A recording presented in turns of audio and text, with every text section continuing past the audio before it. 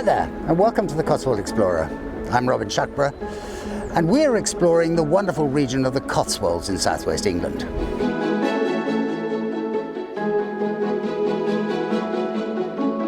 We've decided to revisit the centre of the region and find some hidden gems, places that are not quite so famous, but still just as beautiful.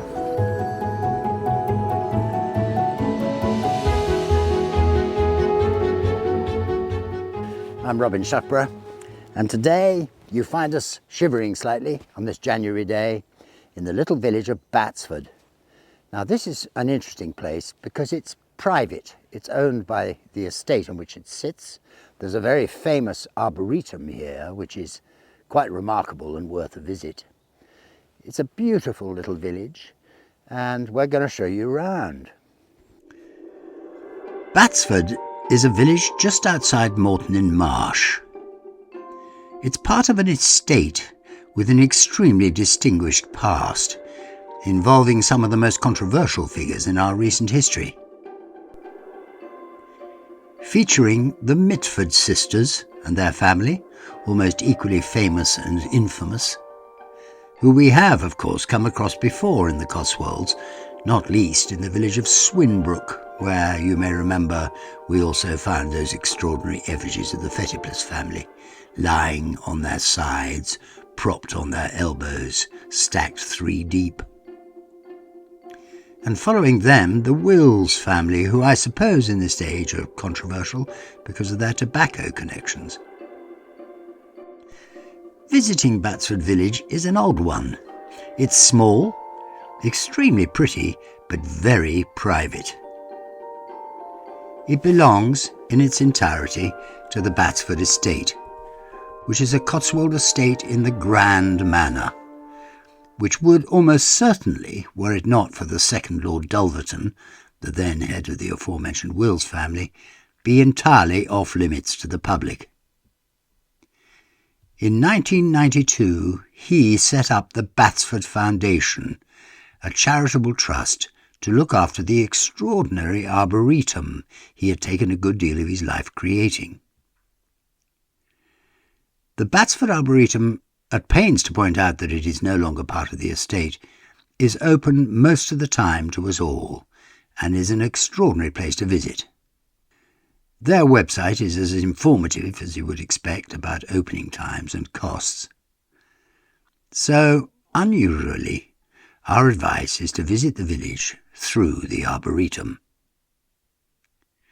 The truth is, the sleepy little place tries pretty hard to deter casual visitors by car, with signs everywhere emphasizing the private nature of the place. It's understandable, because a motorized influx of any proportion would make life in this village impossible. Also, of course, you can catch a glimpse of the great manor house from the public footpaths which run through the estate. If you find yourself in the village, you will see a group of Victorian mock Tudor cottages gathered round the base of the Church of St Mary, also built in the 19th century. We happen to know that despite their appearance, these cottages are mostly run on the most modern ecological lines, biomass heating and a water supply from the springs on the land, suitably processed, of course.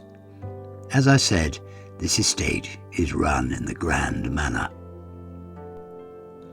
Perhaps the most spectacular building in the village is the old stable block. It's a surprisingly long way from the main house and appears now to be home to a horse breeding stud. Built in 1878 by Sir Ernest George, the arched entrance has an oriel window above it, and if you look at the dormer gables, you'll see round medallions with the letters FM entwined with flowers, which stand for Freeman Mitford. The Church of St Mary, high up on a knoll above the cottages, was rebuilt in the 1860s by the architects Poulton and Woodman from Reading. I know that architects admire and often love this building.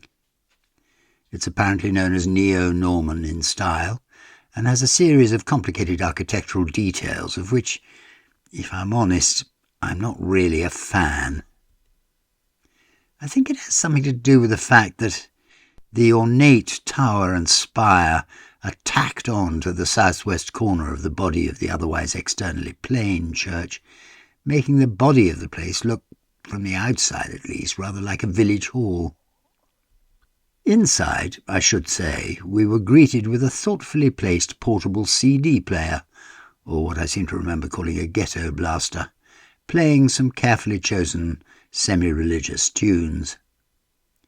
For a while it seemed lovely and kind, but actually, quite quickly, it rather spoiled the contemplative mood this church might otherwise have generated. Good intentions pave the road to hell and all that. The ornate chancel arch is quite fun, as are the coloured marble font and pulpit, and the monuments, as you'd expect from a family church, are lavish. The Freemans, the Redesdales, that's the Mitford lot. My goodness, our title system is complicated.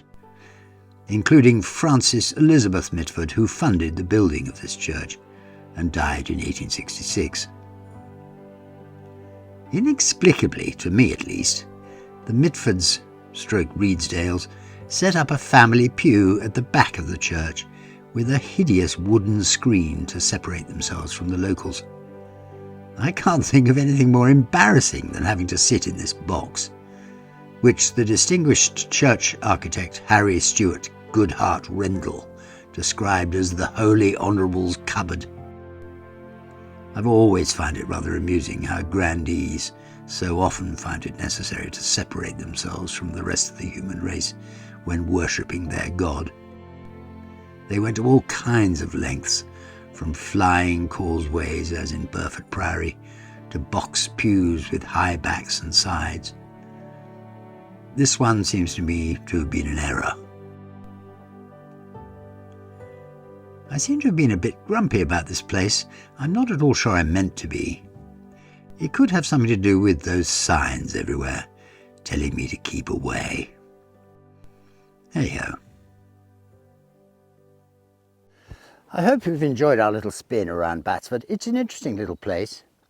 It's very definitely not a place to come and park your car and walk about. This is a private village, and therefore I think it's safe to say best not to come that way. Come instead to the Arboretum. It's a beautiful Arboretum to wander around and enjoy the church, which I think you'll agree is very beautiful. So don't forget to subscribe to the channel. You can find us on all the normal platforms. Visit our website, thecotswoldexplorer.co.uk, where you'll find everything we've done. We look forward to seeing you again very soon, somewhere else in the Cotswolds.